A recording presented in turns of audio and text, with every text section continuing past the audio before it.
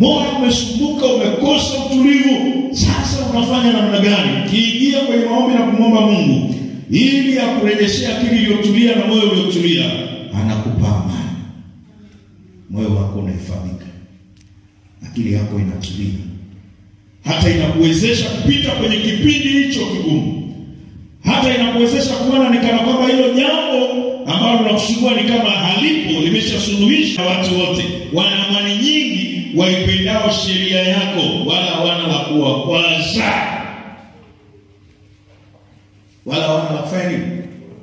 Kuna kuwasumbua. Amani inatawala, amani inafunika, kama tulivyosoma kwenye Wafilipi, inatuliza moyo, inatuliza akili yako, inakuhifadhi katika Kristo Yesu. Wana amani nyingi waipendao sheria yako, wanaolipenda neno la Mungu. Tunapopenda neno la Mungu, tunaposoma neno la Mungu, tunapotafakari neno la Mungu, tunaposikia neno la Mungu, tunapoimba neno la Mungu, tunapokubali kuliishi neno la Mungu, linaachilia amani ya Mungu.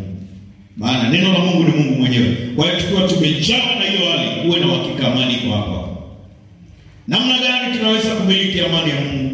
Kwa kupenda neno lake, kwa kutii neno lake. Wana amani nyingi waipendao sheria yako. Kwa hiyo unaweza kusema neno la Mungu ni ufunguo wa amani ya Mungu. Inakuja Roho Mtakatifu akikaa ndani mwako, ukawa huna neno la Mungu, upendi neno la Mungu, upendi kulisikia kanisani, upendi kulisikia mahali popote, hata unisome neno la Mungu. Sasa kunakuwa na upungufu, hii amani inashindwa kutiririka. Maana unaweza kusema neno la Mungu ni ufunguo wa amani ya Mungu. Neno la Mungu ni kichocheo cha Roho Mtakatifu kufanya kazi ndani yetu. Kwa hiyo hilo neno linaachilia amani. Wana amani nyingi waipendao sheria yako, wala hawana. Na kudumu na kuishi katika moyo wa amani, ni lazima kumkubali Yesu kuwa Bwana na Mwokozi. Unajua Mwokozi ni jambo moja, huyo anaokoa, lakini Bwana ni jambo jingine, kwamba yeye ni bosi, ni mmiliki wako, ndio msemaji, ndio mkuu wako ambao unamsikiliza wa mwisho. Tunaelewana? Ni Bwana.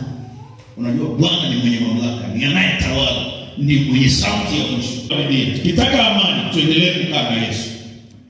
Ukitaka uishi salama kwenye maisha yako, una fedha una cheo una utajiri una, lakini bado unaweza kuishi maisha ya uhuru na haki na amani na ustawi na afya, kwa sababu kuna amani ya Mungu ambayo inafunika moyo wako, kwa njia ya kumkubali Yesu awe Bwana na Mwokozi wa nini?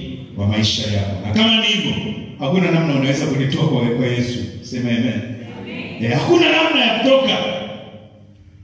Wewe kunanesha chochote, hakuna chochote cha kunitamanisha na wewe kwako hivyo. Tunakaa huku kwa sababu amani ambayo Yesu anatoa ni tofauti na vile ulimwengu unatoa.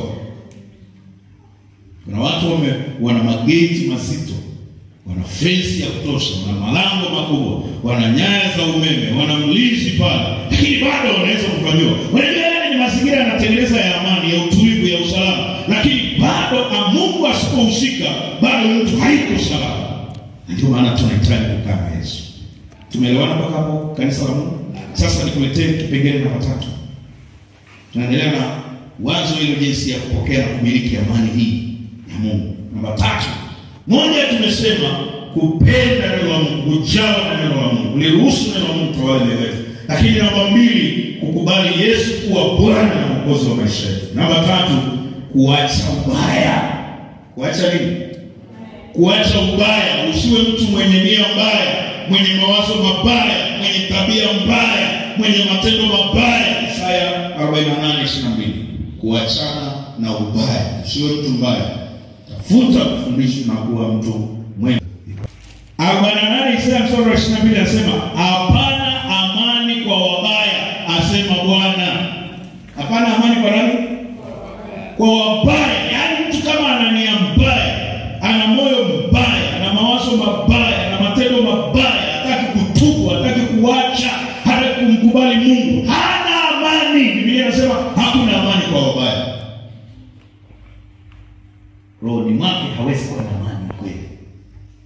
na mahali atafadhaishwa, kuna mahali ataangaishwa, kuna amani. Na moja ya kukosa amani kwamba hana mawasiliano na Mungu. Mungu hamtambui. Na yeye hawezi kusema Mungu ni babake. Nasema hakuna amani kwa wabaya, asema Bwana.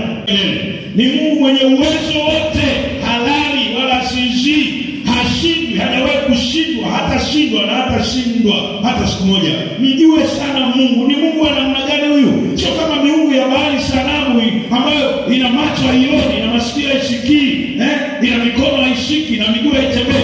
Huyu ni Mungu wa mbinguni, Mungu aliye hai. Jue sana Mungu. Nasema amen.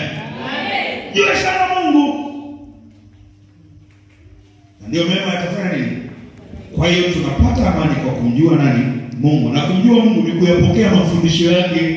Soma neno. Uwe na muda wa kusoma neno, mtumishi wa Bwana, ukiwa kwako nyumbani, ukiwa hapo mahali fulani umetulia, hakuna shughuli nyingi, tafuta Biblia. Kuna simu za kisasa kama Mungu amekubariki nayo. Ingia kwenye mtandao, soma Biblia ili uendelee kumjua Mungu. Tunapokea amani pale tunapoomba. Tunapofanya nini? Ikipengele na magapi? Matano. Kwa njia ya maombi. Tunapodumu maisha ya maombi, tunahakikisha amani haitoweki, inakaa. Hata wakati ulikuwa unayumba kidogo kwa sababu ya jaribu fulani, kwa sababu ya sitofahamu fulani, unapoingia maisha ya sala, cha kwanza unachotoka nacho pale, unasikia unatoka na amani. Kama umetoa mzigo vile. Kama kulikuwa na vita hata iko katika ulimwengu wa roho, Mungu anaishughulikia na unatoka pale na wepesi. Tunapoomba tunapata amani. Tunapofanya nini? Tunapoomba. Tunarudi kule kwenye Wafilipi 4. Sawa. Utaiandika, tutaisoma. Anasema msijisumbue kwa neno lolote, mstari wa 6. Lakini kwa kila jambo kwa kusali, kwa kuomba na kushukuru, haja zenu zijulikane na Mungu. Na amani ya Mungu ipitayo akili zote itawahifadhi mioyo yenu na nia zenu katika Kristo. Maombi. Siku moja Yesu aliwaambia wanafunzi wake, "Aisee, ketini hapa, mkeshe muombe pamoja na mimi. Roho yangu ina vita, ina huzuni kiasi cha kufa. Hana hujatulia huko ndani. Kuna kitu akiendi sana." Yesu akajua namna ya kushughulika na hicho kitu. Ni maombi. Kwa hiyo omba. Amen. Wakati mwingine ukisikia una amani, hujui ni nini. Wakati mwingine inaweza kuwa ni katika anga za rohoni. Kuna machafuko, kuna vita, kuna mtego, kuna hatari, kuna ubaya umepangwa kukuelekea wewe, kukudhuru, kukuumiza, kuhuzunisha, ama katika kazi yako, ama ofisini, ama kwa familia yako. Kuna kitu ibilisi amekipanga, na ishara ambayo anaweza kuleta ni kuleta usumbufu, kuondoa kuna utulivu. Hii utafute ni nini na endaje kupata utulivu? Nenda kwenye maombi, omba. Unaomba uchi unaombea nini? Lakini unaanza kuomba, unakaa kwenye maombi. Baada ya muda, Mungu alikuwa anakusaidia, anakuelekeza, unajikuta umeomba kwa roho, unajikuta umeomba, baadaye unatoka pale, unasikia kuna utulivu sasa. Kama umetoa mzigo vile, kama umepigana mapigano na umeshinda, anasema na amani ya Mungu itawahifadhi mioyo yenu.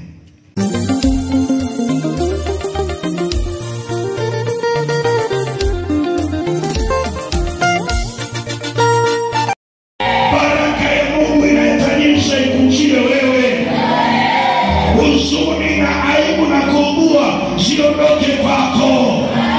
Huzuni na aibu na kuugua moyoni ziondoke kwako. Katika jina la Yesu. Katika jina la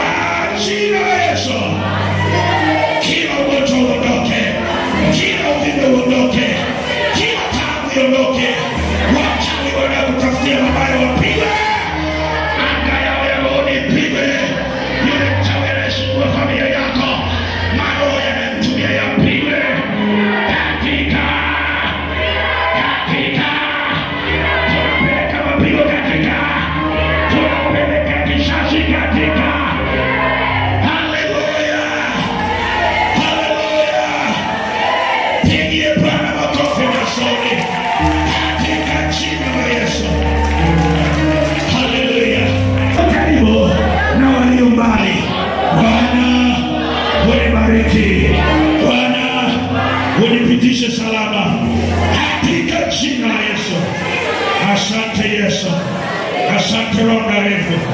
Mimi nimebarikiwa, mimi nimepona, mimi nimelindwa na nguvu za Mungu, mimi nimeshikiliwa na jeshi la malaika, niko salama. Leo Jumapili, kesho Jumatatu, Jumanne yangu, Jumatano yangu, Alhamisi yangu, Ijumaa yangu, Jumamosi yangu na Jumapili yangu, juma hili linalokuja, siku za mwezi wa 5, zote nimezileta mbele za Bwana na nimetamka mema katika jina la Yesu.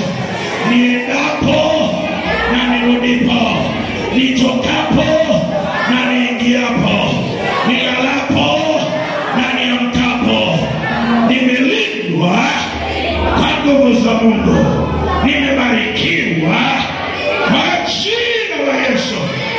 Bwana shangwe na vigelegele. Haleluya.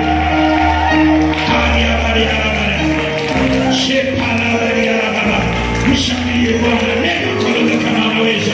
Piga makofi ya imani kama unaona wewe mwanafunzi, akili yako inajua, masomo yako yanakwenda vizuri, wewe mfanya biashara, wateja wanakuja na mauzo yanapatikana, wewe kwenye ndoa yako mambo yanakwenda, angalia kutoa mashakania katika jina la Yesu.